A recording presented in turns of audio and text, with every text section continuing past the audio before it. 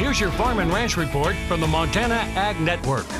And good morning, friends. It's time for your Farm and Ranch News. Well, since 1968, the Public Lands Council has represented cattle and sheep producers who hold federal grazing permits. And these ranchers are widely recognized for their hard work to help protect our environment in which they live and operate. With that in mind, stay with us because we'll share one of those examples of this outstanding environmental stewardship right after this.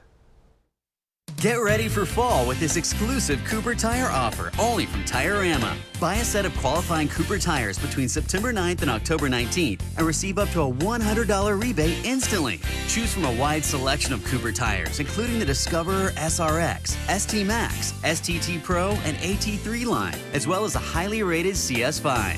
Roll into fall with a new set of Coopers and an extra $100 in your pocket. Visit your neighborhood Tire-Rama or TireRama.com today for more details.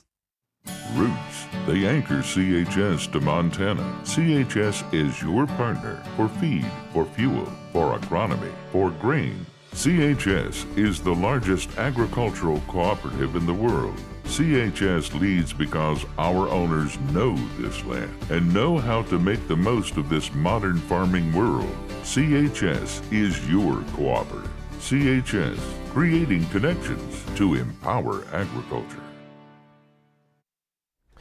Well, livestock continues to play a critical role in the overall health of our nation's federal lands. With that said, Robbie LaValle and family utilize BLM allotments near Delta, Colorado.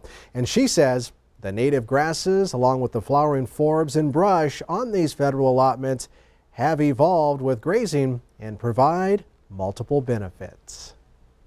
So on BLM lands and U.S. Forest Service lands, when we have managed grazing and we manage for the rest and we manage for appropriate growth, we have a highly palatable food for not only our beef cattle and our sheep, but also for wildlife as well.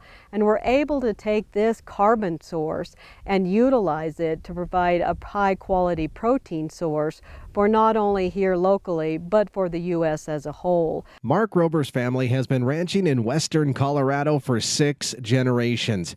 In fact, his grandparents ran livestock on Forest Service land before there was even a U.S. Forest Service to manage it. He says federal lands are critical to his way of life and others. Federal lands are a big part of almost all the ranching operations in the western slope of Colorado. We're competing with high land prices because it is a beautiful place to live. People want to live here, not necessarily to ranch. So you're competing with those as far as private land values.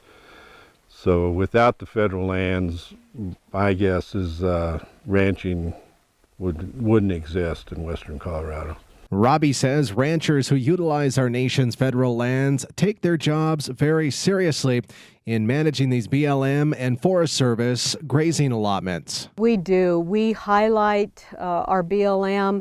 We manage our BLM just as we manage our private for not only our livestock, but again for the wildlife and for the Gunnison sage grouse. And continuing to educate the general public about the importance of agriculture is something Mark says is more important now than ever before. Well, I think it's extremely important as we become more and more, as a society, we become more and more apart from where the food actually comes from and what it takes to produce food.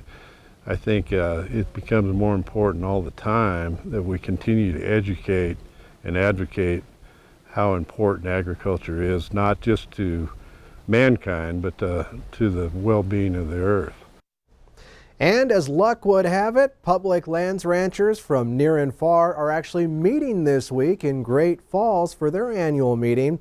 In the meantime, to learn more about the Public Lands Council or to get your hands on this year's annual meeting agenda, you can visit them online at publiclandscouncil.org. And both Lane, Nordland, and I are looking forward to joining those public lands ranchers and others for their annual meeting this week in Great Falls. Well, that's going to do it from the Ag Desk. Have a great day.